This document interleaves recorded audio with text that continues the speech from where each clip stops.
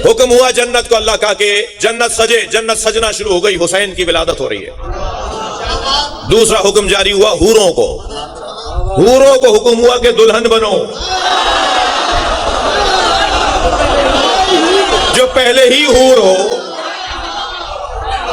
जो पहले ही हूर हो, उसे हुक्म दिया जा रहा है कि तुम दुल्हन बनो। हुसैन जा रहे हैं दुनिया में। और तीसरा हुक्म जारी हुआ दोज़ख को, अपनी आग को बुझा दे।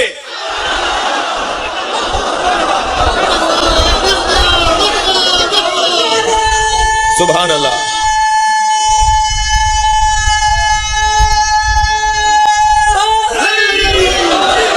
दोज़ख की आग ठंडी पड़ जा, जन्नत सजे, हूरे दुल्हन बने, ये अल्लाह का हुक्म है। हुसैन आ रहे हैं।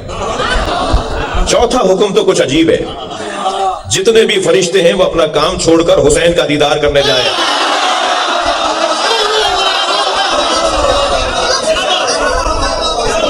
अब अनगिनत फरिश्ते आसमानों से चले हैं, अर्श से चले हैं, मुख्तलिफ आसमानों पर फायज और ताइनात फरिश्ते जमीन पर आ रहे हैं। फरिश्तों के गौल लश्कर के लश्कर गुजर रहे हैं कि 3 मुख्तलिफ वादियों में 3 फरिश्ते हैं कि जिनके बालों पर जल चुके हैं। एक सलसाइल, एक दरदाइल, एक फुतरुस। 3 फरिश्ते हैं जिनके बालों पर जल चुके हैं और वो कहीं बैठे हुए हैं कि मुंतजिर है कब रहमत परवरदिगार जोश में आए।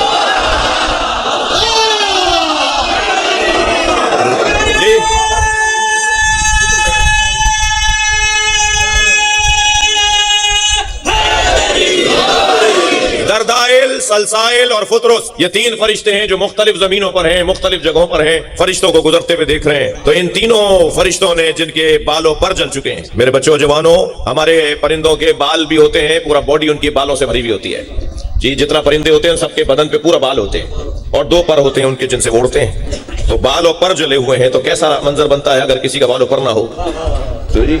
अच्छा, फरिश्ते मादी मखलूक तो है नहीं जिनके ये वाले बालों पर होंगे जो हमारे यहाँ के परिंदों के होते हैं। तो फिर ये कौन से बाल है, ये कौन सा पर है? ये वाला मादी बालों पर तो नहीं है, फिर ये कौन सा बालों पर है? अल्लामा मजलिसी लिखते हैं कि ये बाले इल्म था और परे अमल था। फरिश्तों का बाले इल्म जल चुका था, यानी अब इल्म नहीं बढ़ रहा था उनका आगे। इन 3 फरिश्तों की बात हो रही है। इनका इल्म नहीं बढ़ रहा था, बाले इल्म रुक गया था इनका। जितना इल्म था बस इतना ही रहेगा, तुम्हारे इल्म में इजाफा नहीं होगा। ये इल्म में इजाफा ना होना ये तंबीह है, ये नाराजगी है। मैं जवानों से बात कर रहा हूं, अली वाला जवान इल्म से दूर नहीं रहता। जो मौला अली का कलमा पढ़ता हो और वो पढ़ता ना हो, अहले बैत को वो जवान अच्छा नहीं लगता जो अली और वलीउल्लाह तक तो कलमा पढ़े मगर तालीम हासिल ना करे। मौलाना क्या करूं, फीस देने के लिए पैसे नहीं है, मेरे अब्बा रेडी लगाते हैं, मेरे पास सारी फीसें देने के लिए नहीं है, मैं कैसे पढ़ूं? मैंने तो मैट्रिक करके किताबों को किसी दोस्त के हवाले कर दिया, मैं तो मजीद आगे पढ़ नहीं सकता क्योंकि मेरे पास पैसे नहीं है फीस देने के लिए। तो मैं उस जवान की ये बात एक कान से सुनूंगा और दूसरी बात ये करूंगा कि जिन्हें अल्लाह ने पैसा दिया है वो झंग शहर में 5-5 ऐसे बच्चों को तलाश करें जिनके वालिदैन उन्हें नहीं पढ़ा सकते। झंग का पैसे वाला, मैं मिंबर हुसैन पे बैठ के जमानत दे रहा हूं, अगर झंग का पैसे वाला 5 बच्चों को तालीम दिलवाएगा, मैं मिंबर की कसम खा के कहता हूं उसकी नस्ल में इल्म रहेगा।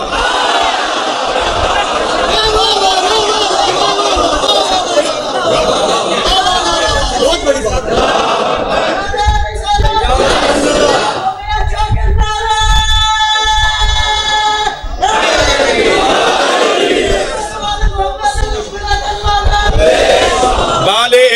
इल्म नहीं बढ़ रहा था उन फरिश्तों का और परे अमल और अमल नहीं करने की इजाजत थी, बस जो हो वैसे ही रहो।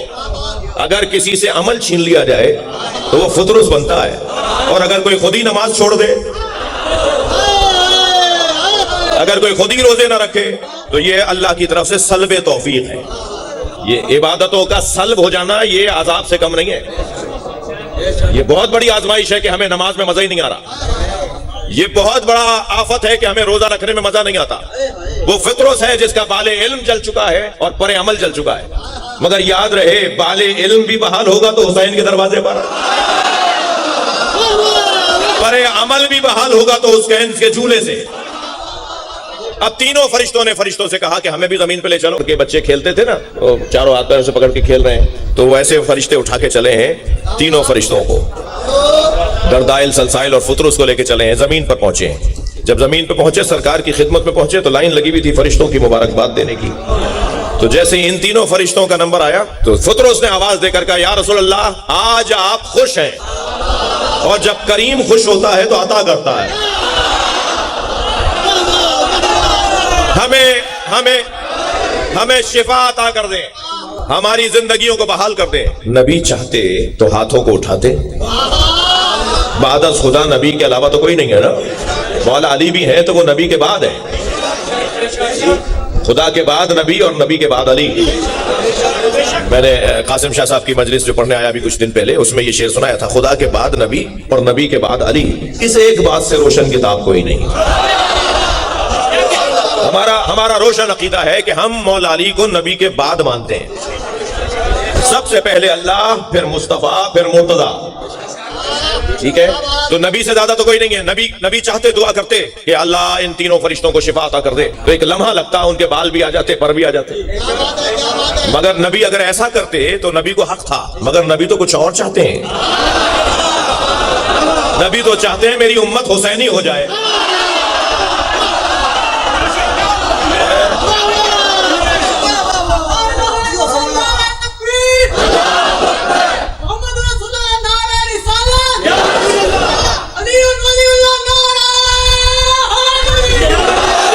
फरमाया, जाओ हुसैन के झूले से खुद को मत करो। मेरे बच्चों, जवानों, मेरे बुजुर्गों, झूला और था, हुसैन और है। हुसैन और झूला दो अलग बातें हैं, मगर वो लकड़ियों का होगा झूला। लकड़ियों से अगर हुसैन का बदन मस हो जाए तो उस लकड़ी में इतनी ताकत आ जाती है कि वो बाइसे शफा और सबबे शिफा बन जाता है। इन फरिश्तों ने हुसैन मौला के बदन से खुद को मस नहीं किया, हुसैन के झूले से मस किया। कल हुसैन जहां लेटे हुए थे वो झूला था, आज जहां लेटे हुए वो दरी है।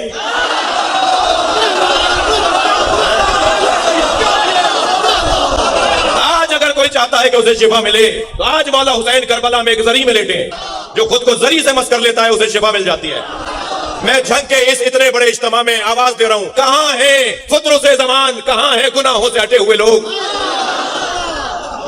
कहां है गलतियों का शिकार लोग। आ जाए अज़ा खाना हुसैनी में। ये इमाम हुसैन का या इमाम बारगाह है या हुसैन का झूला है। मुमकिन है कोई कहे कि साहब फिर तो सारे शियों को बीमारी नहीं होना चाहिए था, सारे शिया शिफायाब रहते, कोई शियों को बीमारी नहीं होनी चाहिए, कोई अज़ादारों को बीमारी नहीं होनी चाहिए। जी, हमसे कोई पूछे हमारा जायक़ा ज़ौक़ क्या है। हमारा जायक़ा ज़ौक़ ये है कि जब हमें तकलीफ होती है ना तो हुसैन से जुड़ने का दिल करता है। हम तो ये तकलीफें बार बार चाहते हैं। हम तो ये तकलीफें बार बार चाहते हैं ताकि इमाम हुसैन से हमारा तवस्सुल बढ़े। मैं हुसैनियों की बात कर रहा हूं, नफ्सियाती बीमारों की बात नहीं कर रहा। फुतरुस और दरदाइल सलसाइल इमाम हुसैन के झूले से मस हुए, बिला तशवी। जैसे ही मस हुए, बिला फासला एक मर्तबा बालों पर बहाल हो गए। भाई थकेंगे नहीं आप रात। मस हुए, टच हुए इमाम हुसैन के झूले से, बालों पर बहाल होना शुरू हो गए। और जब बालों पर बहाल हुए तो इन्होंने उड़ना शुरू किया। जब उड़ने लगे तो सारे फरिश्तों से ज्यादा ताकत थी। जिब्रील अमीन सरदार है अलैहिस्सलाम, जिब्रील अमीन सरदार है फरिश्तों के। तो जिब्रील ने इनको उड़ते हुए और चहचहाते हुए और खुशी का मुजाहिरा करते हुए पूछा, कैसा लग रहा है। भाई जिब्रील तो लेकर आए ना इन्हें। जिब्रील ने पूछा कैसा लग रहा है, तो आप जुमला सुनिए जनाबे फुतरुस का। फुतरुस कहते हैं, मम मिस्री कौन है मुझ जैसा।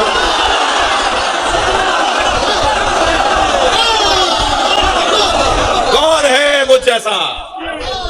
अल्लाह अकबर। तवज्जो चाहूंगा, मैं दो रिवायतें, इस रिवायत के दो हिस्से आपके सामने बयान करके अपनी बात को मुकम्मल करूंगा। मगरूब का वक्त करीब हो रहा है, शायद मुझे 10 मिनट लग जाएंगे इस बात को पूरा करने में और मसाइब पढ़ने में। जब फुतरुस ने कहा ना, मम मिस्ली कौन है मुझ जैसा जी, तो एक मर्तबा नबी मुकर्रम ने तीनों फरिश्तों को देखकर फरमाया, तुम्हें हुसैन से शिफा मिली है, हुसैनियों को क्या दोगे। करीम घराना है, करीम घराना है। देखें, हमारा भी ख्याल था, कयामत तक के हुसैनियों का नबी ख्याल कर रहे हैं। फरमाया हुसैनियों को क्या दोगे? तो फित्रुस ने कहा या रसूल अल्लाह, मुझे हुसैन से शिफा मिली है, कयामत तक दुनिया के किसी कोने से भी कोई अगर कहेगा अस्सलामु अलैका या अबा अब्दुल्ला, उसका सलाम करबला पहुंचा के मैं आऊंगा।